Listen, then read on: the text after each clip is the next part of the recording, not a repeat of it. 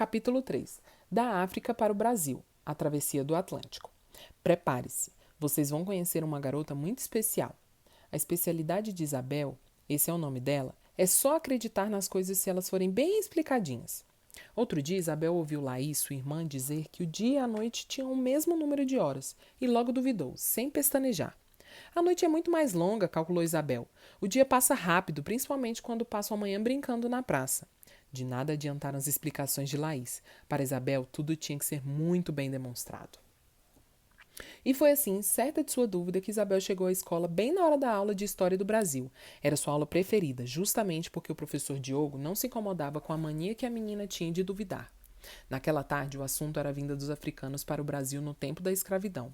O assunto era interessante. Nas aulas de história, todas as interrogações do mundo pareciam escolher justamente a cabecinha de Isabel para fazer pouso. O professor começou falando e Isabel, com os olhos vidrados nele, mergulhou nas suas lembranças. Em uma das suas férias, que passou no sítio da vovó Generosa, ouviu pela primeira vez histórias sobre os africanos de sua família. Quando vovó Generosa falava, as interrogações que moravam em Isabel davam lugar ao coração cheio de afeto que a menina tinha pela avó.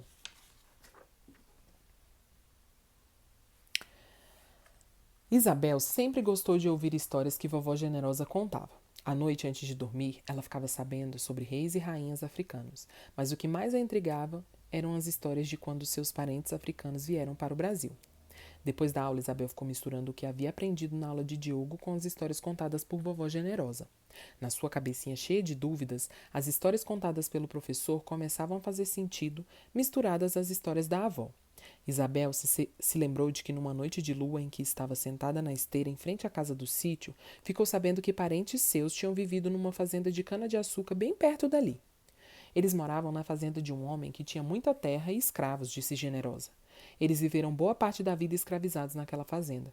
Nossa, disse Isabel intrigada. Devia ser muito difícil viver desse jeito. Pois é, sua tataravó nasceu na África e veio para o Brasil jovem, ainda mocinha, como ela gostava de dizer. Dana, a tataravó de Isabel, às vezes falava uma língua estranha que apenas Voz Generosa entendia. Ela dizia que era a língua de sua terra e que só assim podia se comunicar com seus antepassados. Era nessa língua que ela cantava também para os amigos e parentes que estavam na África.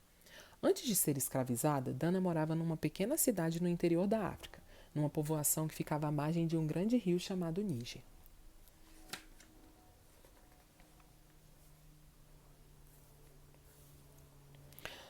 Nas suas conversas animadas, Generosa dizia que Dana morava num lugar muito bonito, movimentado, com pescadores e mercadorias que vendiam frutas, tecidos, ouro, cerâmica e animais. Antes de vir para o Brasil, Dana conheceu Licutã. Eles se viram pela primeira vez numa festa que celebrava a boa colheita do ano, e foi então que começaram a namorar. Para avisar Dana de quando eles poderiam se encontrar, Licutã distante tocava o tambor de um modo que só ela reconhecia.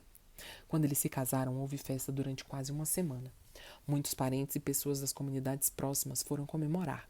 Imaginem vocês que naquele tempo se vivia com muito medo nas aldeias e cidades porque existia o risco de homens armados prenderem pessoas e as levarem para o outro lado do mar para trabalharem como escravos. Naquela época se falava na África que o outro lado do mar era chamado de América e era tão longe que não dava mais para voltar e rever parentes e amigos. E isso aconteceu com Dana e Licutã. Meses após terem se casado, a aldeia onde eles viviam foi invadida por homens armados que capturaram homens, mulheres e crianças. Dana e Licutã foram acorrentados e obrigados a andar noites inteiras pelo mato, até chegar à beira do mar. Depois foram colocados dentro de um navio. Era um navio negreiro, ou tumbeiro. Lá, com pouca luz e pouca comida, eles ficaram no porão. Homens e mulheres em lugares separados.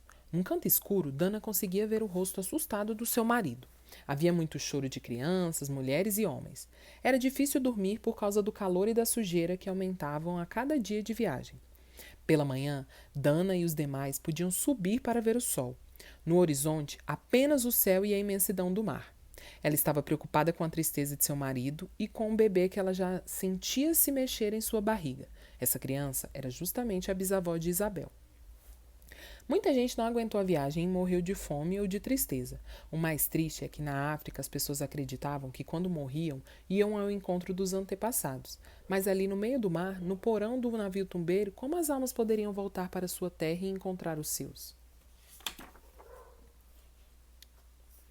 Quando falava nessas coisas, vovó Generosa ficava triste e dos seus olhos chegavam a escorrer algumas lágrimas.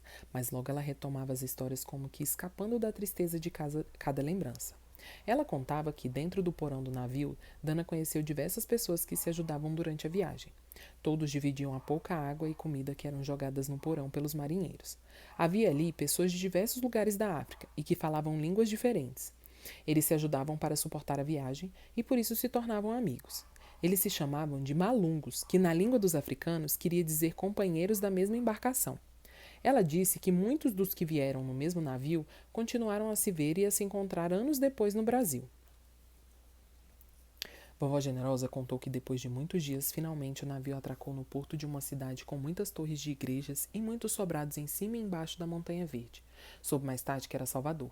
Naquele porto, o navio desembarcou muitas pessoas, incluindo Dana. Mas Licutã não desembarcou. O navio seguiu para outra cidade, o Rio de Janeiro, que era um dos grandes portos de importação de africanos escravizados. Ela chorou bastante quando perdeu de vista o amor de sua vida. Do porto, Dana e os demais foram levados para o porão de um grande sobrado da cidade. Olhando da pequena janela que se abria ao nível do chão, era possível ver o movimento de pessoas na rua. Ela percebeu que as ruas da cidade estavam repletas de pessoas negras e, pelo jeito de andar, falar e se vestir, notou que muitas delas vinham da mesma região em que ela tinha vivido na África. Dias depois, chegou um homem que levou ela e mais 5 africanos para uma fazenda da cana-de-açúcar. Lá, eles ficaram por dias aprendendo a falar algumas palavras e a trabalhar na lavoura. Soube que a partir de então eram escravizados e deveriam trabalhar para os seus senhores.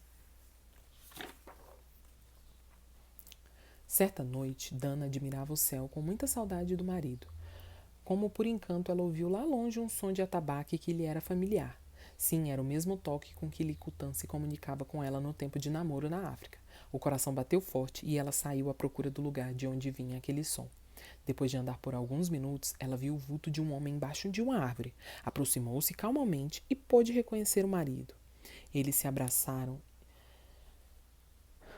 e esse foi o dia mais feliz de suas vidas depois de terem chegado ao Brasil.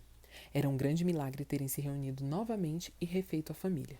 Licutã contou que havia fugido da fazenda em que trabalhava como escravo. Diz que andou por vários meses pela mata, atravessou rios e sertões e em todo lugar em que parava tocava o tambor na esperança de que Dana pudesse encontrá-lo. Daí por diante eles começaram a trabalhar para voltarem a ser livres. Para celebrar aquele reencontro, Dana passou a festejar aquele dia todos os anos. Era uma grande festa em que se reuniam pessoas das redondezas para dançar e relembrar coisas da África.